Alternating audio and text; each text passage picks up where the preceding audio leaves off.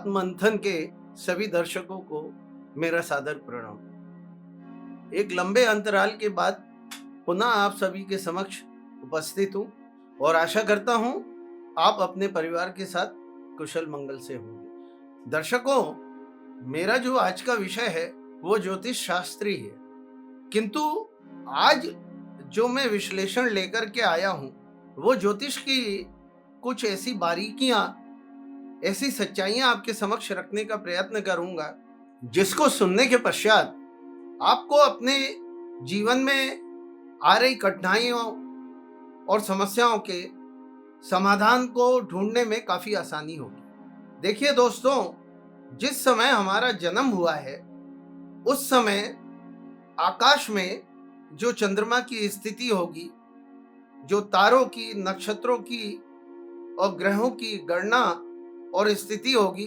उसके आधार पर एक पत्रिका का निर्माण हो जाता है और उसी पत्रिका को हम जन्म पत्रिका कहते हैं। साथ ही साथ हमारे ग्रंथों में, हमारे वेदों में, हमारे सारे शास्त्रों में जगह जगह इस बात का उल्लेख है कि हमारा ये जो शरीर है ये पिछले जन्मों के पाप और पुण्य कर्मों का मिश्रण है।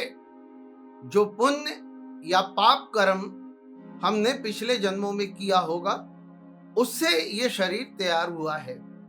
और जो हमारे विद्वान, जो हमारे ज्योतिषाचार्य और जो हमारे पंडित जो आपकी इस पत्रिका को देखते हैं वो इस पत्रिका के आधार पर ही आपके भूतकाल, वर्तमान काल और भविष्य काल इसका वर्णन या विश्लेषण देते हैं। अब प्रश्न ये उठता है कि क्या सचमुच जन्म पत्रिका से या ज्योतिष शास्त्र से हम अपने भूत, वर्तमान और भविष्य को देख सकते हैं? तो इसका उत्तर निसंदेह ही हाँ है। जी हाँ, हम अपने जीवन के प्रारब्ध, हमने अपने पिछले जीवन में क्या क्या किया था, ये सब कुछ देखा जा सकता है। वर्तमान में हमारे साथ क्या घटित हो रहा है इसको भी देखा जा सकता है और भविष्य में हमारे साथ कौन सी घटना घटेगी, अच्छी या बुरी, ये सब कुछ देखा जा सकता है। हमारे पंडित जी, कोई भी आचार्य जब आपको या हमको ये बताते हैं कि आपके जीवन में इस कालखंड में अच्छी घटना या शुभ घटना घटने वाली है या कुछ अच्छा होने वाला है, तो हम प्रसन्न हो जाते हैं। साथ ही साथ वो होने वाली कुछ दुर्घटनाओं या कुछ बुरे समय की भी बात आपको बताते हैं। जब इसका वर्णन आता है कि आपके साथ कुछ अनिष्ट या बुरा हो सकता है तो हम विचलित हो जाते हैं और फिर उनसे आग्रह करते हैं कि हमारे साथ ऐसी कोई घटना ना घटे, इसका कोई उपाय कीजिए। तो दूसरा प्रश्न है जो वो यही उठता है कि क्या ज्योतिष शास्त्र के द्वारा समस्याओं का समाधान या उसका हल ढूंढा जा सकता है? देखिए मित्रों, सबसे पहले एक बात समझिए, ज्योतिष सिर्फ एक पुस्तक नहीं है, एक महाग्रंथ है और इसका निर्माण स्वयं ब्रह्मा जी ने किया है। 19 ऋषियों, सूर्यदेव, ऋषि पराशर, ऋषि जैमिनी जैसे महान ऋषियों की रचना है ये। और इसका निर्माण ही इसलिए किया गया है कि जब मानव, जो हमारा शरीर है, जो इसने आवरण ओढ़ा हुआ है, किसी ने स्त्री का, किसी ने पुरुष का, पिछले जन्मों के कर्मों के हिसाब से हमारा जो निश्चित हो गया है अच्छा या बुरा फल, उसके विषय में जब हम अपना जीवन जीते हैं तो कुछ घटनाएं घटती हैं और हमें समझ नहीं आता कि हमारे साथ ये सब कुछ क्यों हो रहा है या क्या हो रहा है। ये शास्त्र उसी का वर्णन करता है। प्रभु की स्वयं की रचना है, वेदों का अंग है ज्योतिष। खुद ब्रह्मदेव कहते हैं कि अगर आप वेदों के और पुराणों के ज्ञाता भी हैं, किंतु अगर आपको ज्योतिष की समझ नहीं है तो आपका वो ज्ञान अधूरा है। ये मैं शास्त्रों के हिसाब से आपको बता रहा हूं। तो ये जो रचना है, ये जो ग्रंथ है, ये आपके लिए इतना लाभदायक है। आप समझिए, आपके जीवन में क्या घटना हो रही है, क्या हो चुकी है या क्या होने वाली है, इसको बताने का सामर्थ्य इसमें पड़ा है। ये बस निश्चित इस बात से होगा कि आप किस देवज्ञ को, किस पंडित जी को, किस आचार्य जी को अपनी पत्रिका दिखा रहे हैं और वो आपको कितना बता पा रहे हैं। अब जब आपको अपना प्रारब्ध यानी पिछला पता चल जाता है तो आपको बहुत आसानी से उसके समाधान ढूंढने की राह दिखने लगती है।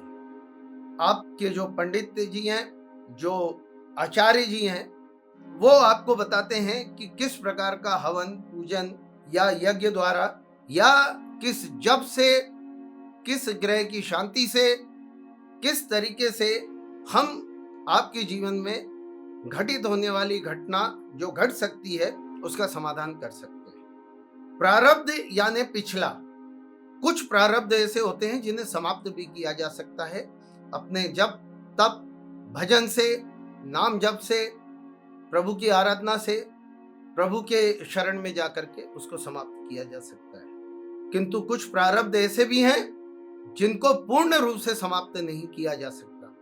उनका समाधान करने से आपने जो पिछले जन्मों में बुरे कर्म किए थे उसमें कुछ कटौती हो जाएगी, कुछ कमी आ जाएगी। यानी कि आपके जप और तप से, जिसे अपन प्रायश्चित भी कह सकते हैं, ये एक तरीके से आप अपना प्रायश्चित कर रहे हैं कि मुझे पिछले जन्म में मैंने पाप किए थे, अपराध किए थे, क्षमा मांग रहे हैं। कुछ आप उसके लिए अनुष्ठान कर रहे हैं और वो प्रायश्चित है और उसका काफी हद तक समाधान हो जाएगा। किंतु साथ ही साथ कुछ प्रारब्ध निश्चित हैं जिनका कोई समाधान नहीं हो सकता। वो आपके जीवन में घटित होने ही हैं। थोड़ा कम ज्यादा कुछ हो सकता है किंतु निश्चित तौर पर आपके जीवन में घटित होने हैं। जैसे श्री रामचंद्र जी ने बाली का वध किया था, सब जानते हैं इस प्रसंग को। सुग्रीव के भाई को उन्होंने वध किया था किंतु छुप करके पीछे से वार किया था। जब द्वापर में वही भगवान राम श्री कृष्ण के रूप में इस धरती पे प्रकट होते हैं तो वो जब एक पेड़ के नीचे विश्राम कर रहे थे, उनके अंगूठे के पीछे की तरफ एक ऐसा पद्म का निशान था जो हिरण की आंख की तरह दिखता था और वही बाली रूपी आखेटक उस समय जंगल में घूम रहा था और झाड़ियों के पीछे उसे हिरण की आंख दिखी और उसने बाण से प्रहार किया और वो प्रभु का अंगूठा था और बाण उस अंगूठे को चीरता हुआ निकल गया और वहीं पे श्री कृष्ण ने अपने देह को त्याग दिया था और उसके बाद वैकुंठ को प्राप्त किया था। ये प्रसंग बताने का मतलब ये है कि जब अपन इस धरती पे, इस मृत्यु लोक में, आप समझे इसका नाम ही मृत्यु लोक है, यहां सब मरने के लिए आए हैं, अपन में से कोई बचेगा नहीं और सबसे ज्यादा भय अगर हमें किसी चीज से लगता है तो मृत्यु से लगता है। तो जब प्रभु खुद ईश्वर जब अवतरित होते हैं तो उनका भी इस धरती पर सुख दुख और मृत्यु परेशानियों से, हर चीज से उनका सामना होता है। राजा दशरथ जो राम के पिता थे, प्रभु हरि के पिता थे, वो प्रसंग आप याद कीजिए जब तुलसीदास जी लिखते हैं कि सुनो भरत भावी प्रबल बिलखी कहु मुनिराज हानि लाभ जन्म मरण जस अपिजस विधि हाथ। ये तुलसीदास जी ने लिखा है और कौन बोल रहे हैं? भरत से। दशरथ जी के मृत्यु के पश्चात उनके गुरु वशिष्ठ सप्त ऋषियों का एक दल है जो प्रभु से सीधे साक्षात्कार करता था। वो कह रहे हैं कि लाभ हानि जन्म मरण जस अबजस सब विधि के हाथ में। वो चाहते तो टाल सकते थे दशरथ जी की मृत्यु को, पर ये टालना शब्द बोल रहा हूं, आप ध्यान से सुनिए। मृत्यु को तो सावित्री ने सत्यवान की भी टाल दिया था ना, पर टाला था। मृत्यु सिर्फ टाली जा सकती है, मृत्यु नहीं होगी, अमरत्व कभी प्राप्त नहीं हो सकता इस धरती पर अगर आपने जन्म लिया है। रावण का प्रसंग याद कीजिए। अपनी घोर तपस्या के बाद जब उसने ब्रह्मा जी को प्रसन्न किया और ब्रह्मदेव जब प्रकट हुए तो उसने वरदान मांगा था कि मुझे अमरत्व का वरदान दो, मुझे अमर होने का वरदान दो। ब्रह्मदेव की वो वाणी को अपन को सबको सुनना चाहिए, उसी से समझ में आ जाएगा। रावण जैसा पंडित जो इतनी घोर तपस्या के बाद ब्रह्मदेव को प्रसन्न करता है, ब्रह्मदेव उससे कहते हैं कि इस धरती पे जन्मे या इस धरती पे जो कुछ भी है उसका विनाश निश्चित है। मैं ये वरदान नहीं दे सकता, तुम अपने लिए कुछ और मांग लो, ऐसा मांग लो जिससे कि तुम्हें कभी मृत्यु ही ना आए, किंतु मैं अमरत्व का वरदान नहीं दे सकता। और हम सब मृत्यु से डर रहे हैं, भय खा रहे हैं। मृत्यु निश्चित है सबकी, हम आए ही हैं मृत्यु प्राप्त करने के लिए। सबकी मृत्यु तय है, कोई जल्दी जाएगा, कोई देर से जाएगा, कोई जब तक भी करेगा तो कुछ और लंबा जी लेगा, किंतु मृत्यु कभी टल नहीं सकती। तो जब हमें ज्योतिष शास्त्र एक अमृत के रूप में हमें प्राप्त हुआ है, तो इस शास्त्र के द्वारा हम क्यों ना ऐसा कुछ प्राप्त कर ले जिससे हम मृत्यु को तो नहीं, मृत्यु तो होनी है, शरीर आया है तो नाश होगा, हम उस प्रभु को प्राप्त कर ले, मोक्ष को प्राप्त कर ले, अपना जन्म साकार कर ले। और उसका एक ही मार्ग है, प्रभु की शरण। प्रभु की शरण में चले जाओ। अब प्रभु कौन?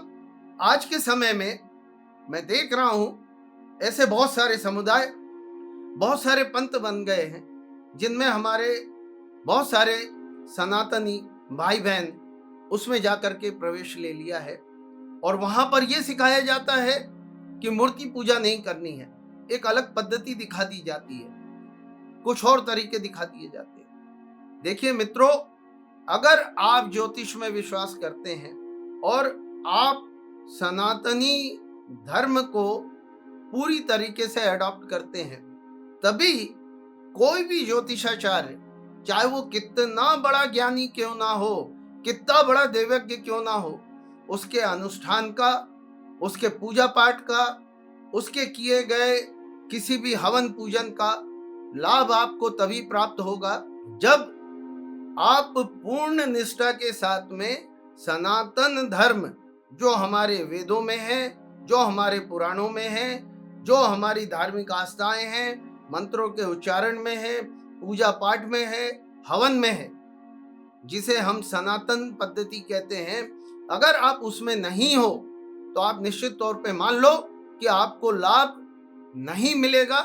और अगर मिलेगा तो वो ऐसा लाभ होगा जैसे किसी व्यक्ति का एक्सीडेंट हो जाए और उसकी शरीर की कोई हड्डी टूट गई है और वो दर्द से करा रहा है, उसको बहुत ज्यादा पीड़ा हो रही है और डॉक्टर ने उसे पेन किलर का इंजेक्शन या दवाई दे दी है, उसके दर्द में कमी आ जाएगी, उसकी पीड़ा कम हो जाएगी। किंतु ये उपचार नहीं है। उपचार तो तब होगा जब उसकी हड्डी जोड़ दी जाए, उस पर प्लास्टर लग जाए और कुछ समय के बाद, प्लास्टर कटने के बाद, जब उसका वो प्लास्टर खुल जाएगा तो उसकी पीड़ा और वो हड्डी दोनों ठीक हो जाएंगी। वो है मुख्य।